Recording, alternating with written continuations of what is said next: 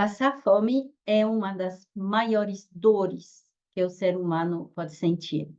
No Brasil, temos milhões de crianças sofrendo de insegurança alimentar, e isso é insuportável em uma época de abundância alimentar.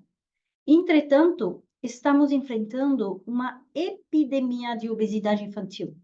Há apenas 45 anos atrás, o maior desafio nutricional no Brasil era a desnutrição. Hoje, o sobrepeso e a obesidade dominam o cenário. Embora a genética desempenhe um papel importante na obesidade, sabemos que a genética das crianças brasileiras não mudou nos últimos 45 anos. O que mudou drasticamente foi o ambiente.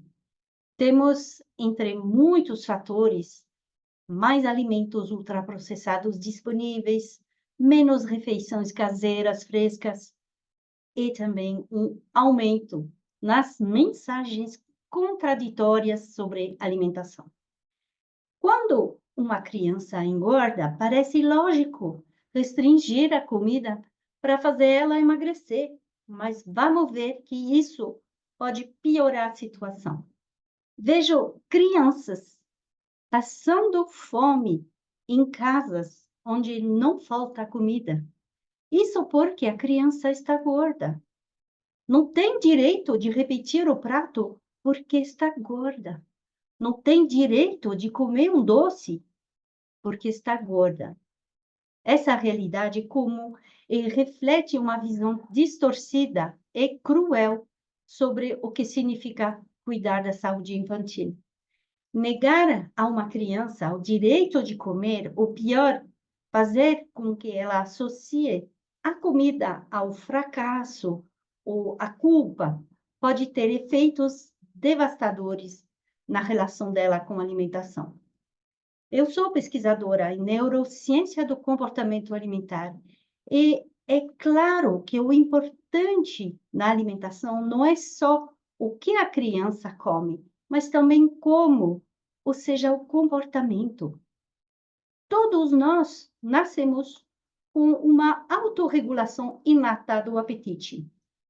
O bebê nasce sabendo reclamar quando está com fome, gritando, até ficar satisfeito.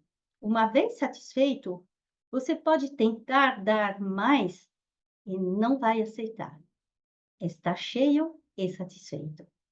Gostaria de compartilhar uma história muito marcante do meu consultório.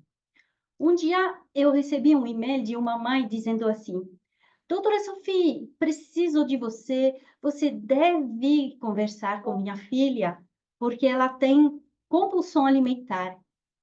Quando perguntei a idade da menina, ela me respondeu: 2. 2 aninhos. Aí expliquei para a mãe que eu queria primeiro conversar com ela na primeira consulta, e somente depois íamos ver se precisava conversar com a filha dela.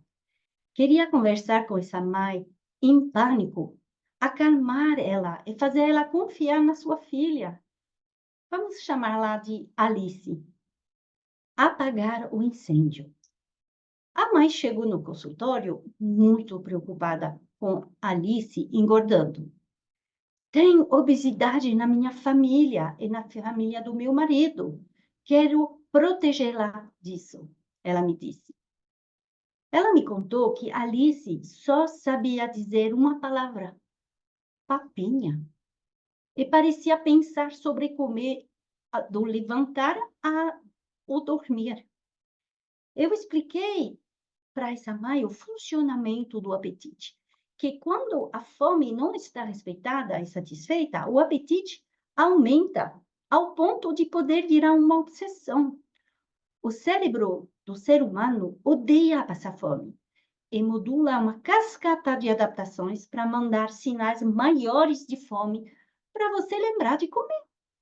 É uma das principais razões pelas quais as dietas restritivas fracassam tanto. Vemos que de 100 pessoas que fazem dieta restritiva no intuito de emagrecer, 95 vão fracassar e reganhar peso. às vezes mais do que antes da dieta. E isso não é falta de disciplina ou falta de força de vontade, é fisiológico. Um sistema de defesa do corpo, de sobrevivência. Quanto mais dieta você faz, mais fome você tem e mais você tem risco de engordar. Sim, fazer dieta restritiva no intuito de emagrecer faz engordar em longo prazo. De repente, a mãe, escutando meu discurso, parou e falou: "Ah, sou eu que fiz isso." E ela continuou dizendo: "Sabe, quando Alice mamava, ela não tinha essa gula." Eu acolhi essa mãe e foi ela sozinha que percebeu que era justamente a partir da introdução alimentar que as coisas pioraram. Eu sempre falo que, hoje em dia, o peso das dietas começa com a introdução alimentar, quando a criança pede a sua autonomia, porque outra pessoa passa a controlar a sua alimentação. Então, o que combinamos com a mãe da Alice? Primeiro, falamos da importância da qualidade alimentar, mais fresca, caseira, menos industrializada, e da importância das rotinas e dos horários para comer, horário para dormir. Expliquei que seria interessante deixar Alice comer à vontade nas refeições para acalmar o apetite.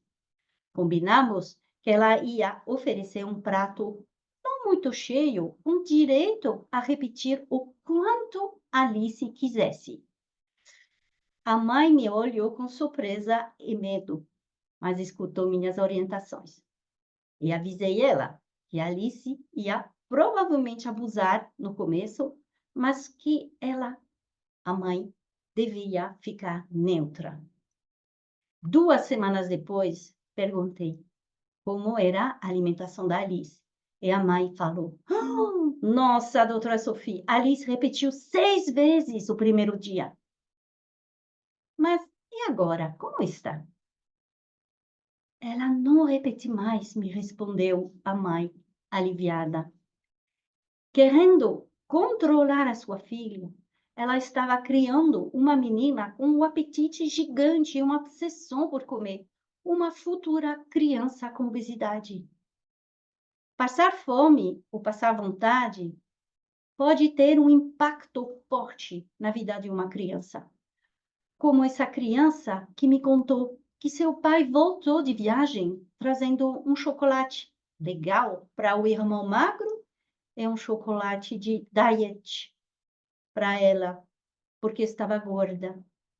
O pai, obviamente, queria ajudar, mas essa situação foi cruel e contraproducente. Qualquer pessoa, independente do peso, tem direito de comer com prazer. Situações como essas podem prejudicar profundamente a relação da criança com a comida, fazendo com que ela passe a comer escondido ou exagerar sempre que tiver uma oportunidade. Um outro caso ilustra isso ainda mais. Uma mãe me relatou que o filho ficava ao lado da mesa de brigadeiros nos aniversários e até colocava doces nos bolsos para comer depois. Esse comportamento é um claro reflexo de uma restrição alimentar em casa. Restringir alimentos de forma drásticas não ensina a criança a se alimentar de maneira saudável. Ao contrário, cria uma relação ansiosa e descontrolada com a comida. Infelizmente, hoje os pais são sob uma pressão constante e muito perdidos frente a essa questão. Diretrizes rígidas, pediatras alertando sobre o peso e um bombardeio de mensagens contraditórias nas redes sociais levam muito a acreditar que precisam controlar o apetite dos filhos. Uma vez, uma mãe me disse: doutora Sophie, eu preciso da sua ajuda. O pediatra do meu filho de 12 pediu para eu controlar a alimentação dele. Controlar? Como assim? Ele o proibiu de repetir o prato. É tanta briga em casa que eu não sou mais a mãe que eu queria ser. Todas as refeições viraram batalhas. Focar somente no peso da criança é um grande erro. É uma fábrica de obesidade e transtornos alimentares. As crianças não são adultos em miniatura. Estão em fase de crescimento com metabolismo acelerado e uma fome natural que precisa ser respeitada. As orientações da Organização Mundial da Saúde são muito claras. Não procurar perda de peso em crianças, e sim buscar manter o peso para aproveitar do estirão para chegar a um peso saudável. Nada é mais prejudicial para o desenvolvimento de uma criança do que controlar sua fome ou transformar o ato de comer em uma luta. Fazer dieta desregula o comportamento em crianças e em adulto também. Um estudo analisou meninas de apenas 5 aninhos e observou que as meninas sobre controle e restrição alimentar em casa já tinham um peso maior do que as outras e também tinham sinais de um comer sem fome, comer escondido e comer emocional. Também 2 estudos independentes observaram a mesma coisa. Os fatores mais protetores contra a obesidade infantil são de comportamento. Comer juntos, dormir o suficiente e ser ativo. Em 2016, a Associação Americana de Pediatria elaborou uma diretriz impactante, fantástica, sobre a prevenção conjunta de obesidade e transtornos alimentares em jovens. Sabemos hoje que tanto a obesidade como os transtornos alimentares são os dois lados da mesma moeda. O primeiro ponto das diretrizes era não fazer dieta restritiva em qualquer idade na infância, porque podia despertar um desequilíbrio do comportamento alimentar. Depois de não fazer dieta, também vinha, dentro dessa diretriz, o não focar no peso, melhorar a imagem corporal da criança. E essa posição foi confirmada pela associação em 2022. Agora, em janeiro de 2023, tivemos o choque de ver a posição dessa Associação de Pediatria Americana mudar drasticamente. As novas orientações são atuais de colocar a criança de dieta restritiva assim que sai da curva de peso. E se a dieta não funciona, o que já sabemos vai acontecer? Iniciar injetáveis a partir de 12 anos e cirurgia bariátrica a partir de 13 anos. Parece que essa associação, infelizmente, cedeu à indústria farmacêutica. Precisamos abordar esse ponto alarmante da medicalização da obesidade infantil. Essas novas diretrizes são um real risco para a infância, risco de massacrar a autorregulação inata da criança, a interocepção, que é a capacidade do cérebro de sentir as sensações internas do corpo, como fome, sede, cansaço, estresse. No Brasil, a Anvisa liberou o uso de injetáveis a partir de 12 anos, desde setembro de 2023.